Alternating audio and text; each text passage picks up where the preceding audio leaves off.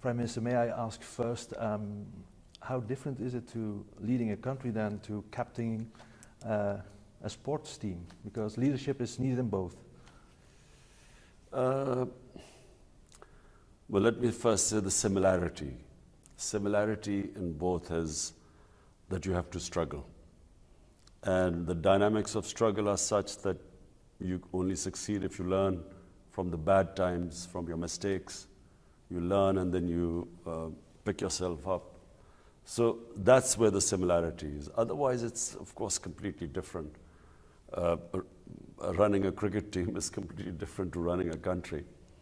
And, of course, different challenges.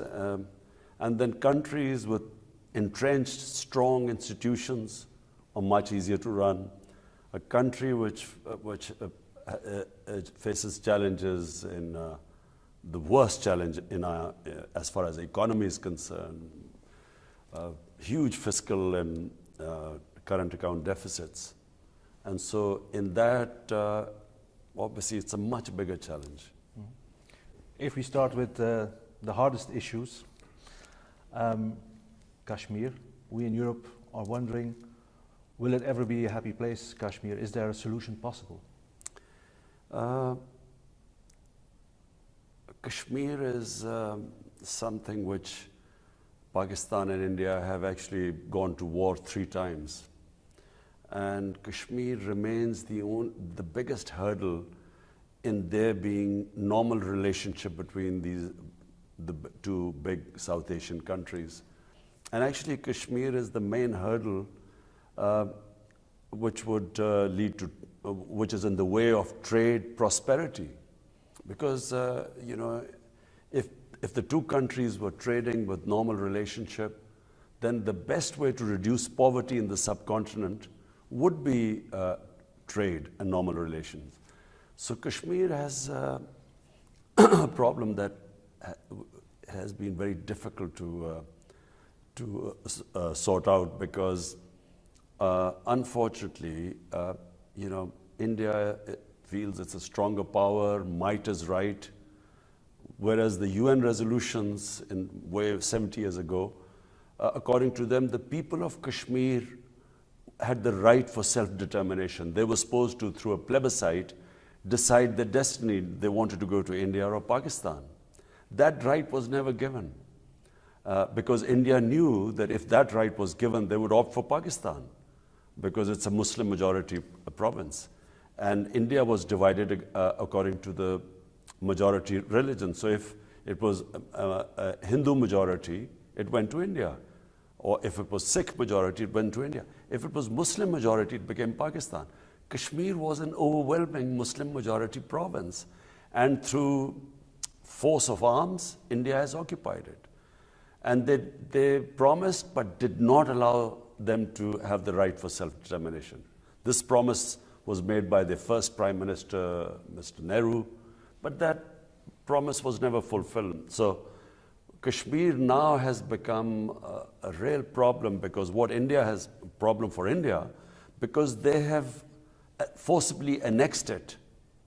It was a dispute between Pakistan and India. They have annexed it unilaterally. And for over 6 months, the people of Kashmir are in an open prison by 700,000 Indian troops. 8 million people of Kashmir have no access to media. Their leaders have been put in jail. Anyone who protests has been put into jail. Students, teenagers, media clamped down. So there's a siege. 8 million people are under siege by 700,000 troops. And do you think, apart from Kashmir, will there ever be normal relations between Pakistan and India, or is it too much history or too soon, perhaps? No, I feel that if there was strong, clear-headed leadership in India, this problem would be solved. No problem. Every problem has a solution. Problem in India right now is that they have an extremist ideology. The RSS is an extremist ideology inspired by the Nazis in the 30s. And the founding fathers of RSS, which is ruling India now, were inspired by Hitler. and this racist Aryan philosophy of Hitler, and they backed the Holocaust of the Jews because they believe in the ethnic cleansing of Muslims from India. So it is an extreme ideology, and unfortunately it has taken over India. And that's why they have put these 8 million Kashmiris who are Muslims, they put them in an open prison. So I do not see much hope with this government, but I do see that in future, an Indian government, a strong leadership, they would want this issue to be resolved. And as I said, every problem has a solution. Talking about solutions, in Afghanistan there are talks between US and Afghan Taliban. What is Pakistan doing to make it a success? Well, first of all, you must remember that in Pakistan there are still 2.7 million Afghan refugees here. And there are refugee camps which have over 100,000 people still living here. So what Pakistan can do is put leverage on the Afghans, on the Taliban, some of whom have families here, to make peace in Afghanistan. And I can assure you that Pakistan has tried its best. Since my government has come in, we have left no stone unturned so that there would be peace in Afghanistan. And fortunately, things are moving in the right direction. It's not going to be easy because there's been 19 years of conflict, but it is for the first time moving in the right direction. The Americans are wanting peace and dialogue with Taliban, and Taliban have now sitting with the Americans. The next phase would be ceasefire, then possibly an agreement, if the ceasefire goes well, then an agreement, and then I guess the next phase would be the Taliban sitting with the Afghan government. Mm-hmm. And what about Pakistan? If you move to Pakistan, are the dark times over? Because there were some very hard years also for Pakistani people with terror-related incidents, bombings, shootings. Do you think that extremism is stamped out? You see, let me explain what happened in Pakistan. So you need to know the history. In the 1980s, Pakistan was backing the Mujahideen, who were backed by the Americans and CIA and the Western countries, to fight against Soviet invasion of Afghanistan. So it was called the Afghan Jihad. So Pakistan backed the Afghan Jihad. A lot of the Mujahideen came from different countries to fight in Afghanistan. And this was all, of course, encouraged by Western countries and of course, backed by the Americans. And a lot of these groups were trained in Pakistan. So when the Soviets left Afghanistan in 1989, Pakistan and Afghanistan were left with these militant groups, these guerrillas, these different Mujahideen groups. And so come 9/11, now the United States lands in Afghanistan. Now, the same groups who were told that jihad was a good thing against foreign invaders, because the United States came, they now were told that no, against the United States, because these are the good guys, it's terrorism. It was jihad against the Soviets. So of course, not all of them understood, and Pakistan, by joining the US war, we ended up these groups turning against Pakistan. So that's when we went against this period of terrorism, suicide attacks. 70,000 Pakistanis lost their lives in that 10, 12-year period. And fortunately, and full marks to our security forces, and especially our intelligence agencies, who gave great sacrifices, but they now have controlled the insurgency. And I'm very happy to say that my first year as Prime Minister, 2019 was the safest year in Pakistan since 9/11. Okay. If we move to another hard issue, you've spoken about the economy, double-digit inflation, huge debt, loan with IMF. People would say how can you succeed? But in the street, people tell to me, the Prime Minister is very resolved because he has proven it in cricket, he has proven it with the hospital, he has proven it becoming Prime Minister. But what can you do to be different than your predecessors to really make it work? Well, it's like if you inherit a house which is bankrupt and their creditors coming to ask for their money back and their loans, and someone is coming for rent of the house, others are coming for the rent, you've rented a car or something. So for a while that house goes through a tough period. While you cut your expenses and you raise your revenues, so you no longer are indebted, and so you don't have to borrow, and then you have to pay the interest on the loans. So that is a tough period. Every house which borrows and where the expenses are more than its revenues, every house goes through a tough period, and every country which has been in the same situation as Pakistan has to go through what is called the structural readjustment, where you raise your revenues to match your expenditure. And while you cut your expenditure, obviously, the people go through a bad time. Not only did we have this big fiscal deficit and current account deficit, we also have bankrupted utilities. Our electricity, had incurred huge losses. So we had a huge debt in electricity. And then our gas, so that affected our industry, because because of these huge debts, you had to raise the prices of electricity and gas.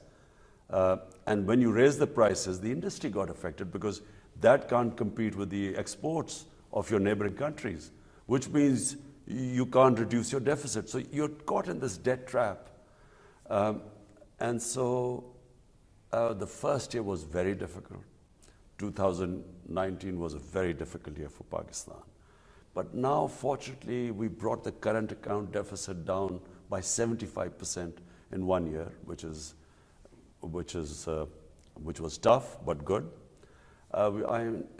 Exports are increasing, not that fast, because the world at the moment, the economy overall in the world is slowing down. But we've cut down our imports. We've tried to work on our electricity sector so that we cut down the losses. So it's been a tough period of readjustment, and I expect that this is the year 2020 where the economy will show signs of recovery. Yeah, because you've spoken about priority, lifting 100 million Pakistani out of poverty, new Pakistan. What is your vision for an ideal Pakistan? Which kind of country would you say Pakistan should be?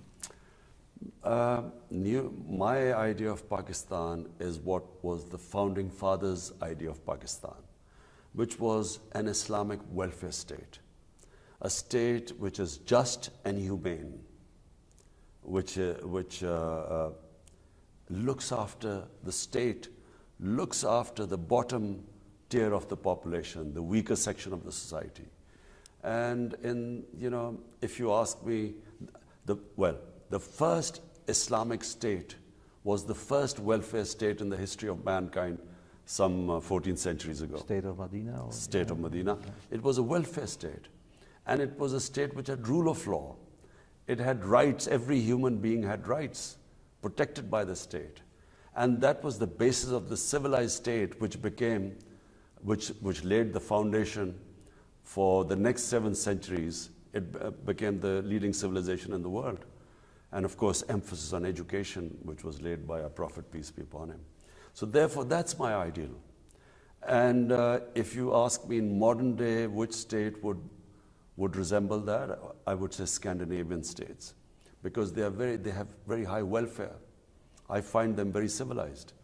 And what China has achieved, China has taken out 700 million people out of poverty in the last 30 years. But different political systems, welfare state, tax collection is needed then? Look, first of all, you need to have direction. The leadership in a country needs to know where it is headed, what it wants to achieve. So if your objective is that I will achieve prosperity by raising people above the poverty line, which is what China did. Because China 30 years ago was not that richer an economy. But by lifting people out of poverty, they created extra demand. And then the extra demand meant the entire world's multinationals wanted to be there.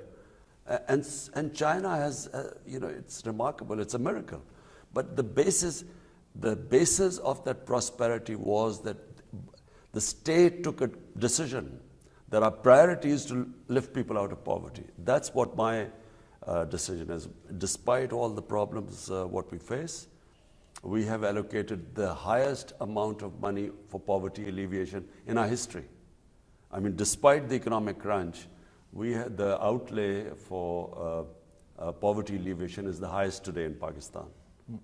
And when you're talking about moving economically, there is cooperation with China. What is the message from Pakistan to Europe? What do you expect from Europe, or what do you want to ask from Europe? Well, trade really, Europe has been very good to us. We have got the GSP plus, which means we get preferential trade agreement with Europe, and that's very positive. And of course, Europe is one of Pakistan's biggest trading partner. So trade really with Europe. Pakistan is open for business. Even in Gawadar, there's still room and place in the port for European companies and countries to invest. Of course, you see, a CPEC just gives an opportunity to connectivity to China.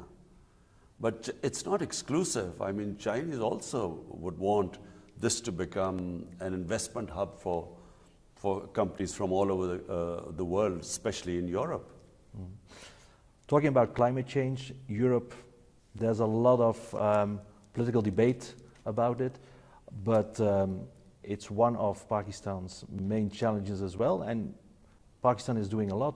Why is Pakistan doing a lot? Because in contributing to the problem, you're not a big player, so you're doing a lot for solutions. Well, first of all, I was always an environmentalist because I loved hunting, I loved shooting. And as I grew up, I saw that in Pakistan, two things were happening. Our forests were disappearing, and our wildlife was disappearing. So from becoming a hunter, I became a conservationist. And so I've always, I love Pakistan's wilderness. I think Pakistan has some of the most diverse wilderness in the world. It has 12 climatic zones. From alpine, it goes right down to the coast and the desert. And so being an outdoor person, and I love trekking in our mountains. Our mountains are probably, there's nowhere, I've been everywhere. Nowhere in the world you have the sort of trekking we have in our mountains in the four ranges, Himalayas, Karakoram, Suleiman Range, Hindu Kush. So as I grew up, I realized that the beauty of this country was disappearing because our wilderness was disappearing and our forest cover was disappearing. So when my party came to power in the Khyber Pakhtunkhwa province of one of the four provinces, so we decided to plant 1 billion trees in 4 years, and we did it. And now we've set ourselves targets since I became the Prime Minister of 10 billion trees in Pakistan. And it's really to improve our environment, improve our forest cover, bring back wildlife. But Pakistan is also likely to be affected by climate change more than other countries because this country depends on our rivers. And our rivers, 80% of the water in our rivers comes from the glaciers in the mountains. And because of global warming, these glaciers are melting at a fast rate, and that is a big worry for us. We have the impression in Europe that Pakistan is opening up to the world, getting out of isolation, and tourism could be a driver to get more people from all over the world to Pakistan. Are there special measurements taken to even accelerate tourism? Yes, we've opened up Pakistan. 70 countries can get visa at the airport. We have opened up all our areas. And now that it's been one of the safest years, 2019, our tourism doubled in 1 year. So So, Pakistan offers probably the most unique tourism in the world because it's because of its diversity. Firstly, it's an ancient land. The Indus Valley civilization is 5,000 years old. Secondly, it is home to four world religions. Sufism, it has some of the ancient sites for Sufism. Then Hinduism, it has ancient sites for the Hindu religion. Then Sikhism, it has two of the most revered sites in Pakistan for the Sikh religion. And then, of course, Buddhism. The north of Islamabad was the center of the Gandhara civilization. And that is, one of the more, for the Buddhists, this is one of the best places for visiting their ancient sites. And on top of it, we have our mountains in the north. We probably have the most unique mountain tourism in the world. Firstly, it's undiscovered. Not many people know about it. Half the world peaks over 24,000 feet are in Pakistan, including the second highest mountain. So it has diverse tourism. And the cities, 3 cities, are over 1,000 years old. So in that sense, Pakistan is undiscovered. It's not actually, some countries are destroyed by tourism. Pakistan is not. A lot of hospitality here, and with peace now and security in this country, we expect that the level of tourism will grow quantumly in Pakistan. Finally, may I ask you two perhaps more personal questions which trigger me. Why did you, as a famous sports star, came back to Pakistan? Was it a kind of duty, inevitable? Because you could say, I stay in London or the Bahamas, and into politics is already difficult, coming to Pakistan as well with expectations. So what was the driver to get you into politics? First of all, I never really lived away from Pakistan. I only went for studying in England for 4 years. And then I used to play professional cricket in England. So that meant summer in England, but winter was always in Pakistan. So I never really went away. Never at any point did I ever want to live away from Pakistan. I never wanted to take a British passport, although I was spending, almost 17, 18 summers playing professional cricket there. But you see, I could never imagine a purposeless existence. My life was always driven from the age of 9. From the age of 9, I wanted to represent Pakistan in cricket. And so from that age onwards, till I left cricket, I was driven by, taking Pakistan to the top of world cricket. And my last match was Pakistan winning the World Cup. Then I spent the next 10 years building a cancer hospital. My mother died of cancer. And so poor people had nowhere to go if they get cancer. So it took me almost 8 years to build 9 years to build the cancer hospital. And then I decided to go into politics because I felt that the political elite in Pakistan was corrupt. And corruption is the biggest reasons why countries have poverty. It's not lack of resources. Countries are not poor because of lack of resources, because some of the richest countries in terms of resources are poor because of corruption. So I came in on an anti-corruption platform some 23 years ago. And because I was fighting the political mafias, that's why it took me so long to succeed. And then it's related to the previous question. The image, which I read also from British tabloids, was more like a very liberal, young, successful cricket star, becoming a more religious person. How hard was that, or was it just also another aspect that people in the West didn't see? Look, if a human being is lucky, if they're lucky, sometimes during their life they will ask themselves 2 questions. 1, what is the purpose of my existence? And 2, what happens to me after I die? And if they are luckier, they will find the answers in spirituality, because science does not answer these 2 questions. So, like everyone else, all the time I would self-analyze, analyze my life. I had more fame than anyone in my country. I had love in this country and an easier life, a privileged life. So I could have spent the rest of my life actually just talking about cricket and living very well. But if you do ask yourself the question, what is my purpose of existence? And the spiritual in the spiritual world, it is not that I should live as a selfish life, which is what, if I wanted, I could have lived a very comfortable, selfish existence. In the spiritual world, you are responsible. The more the Almighty gives you, the more responsibility you have towards other human beings.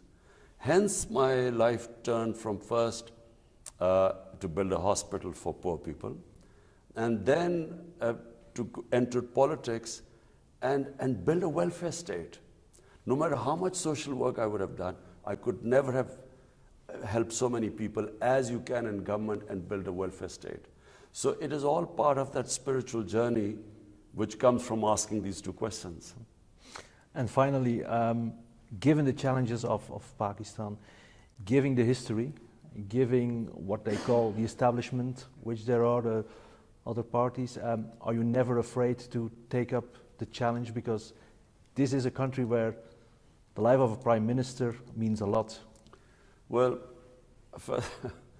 you must understand that when you move towards spirituality, so one thing that happens, and my faith tells me, that life and death is in Almighty's hands. And all you have in your hands is effort. We human beings, all we have is the ability to struggle. Whether we succeed or not is not in our hands, it's in Almighty's hands. So I do not fear death, I don't fear failure. All I know is that I will try my best, and once I've tried my best, I leave it to the Almighty. So whatever is His decision, I'll accept it as the will of God. Mr. Prime Minister, I had so many questions and still have about Pakistan, but thank you very much. Very enlightening.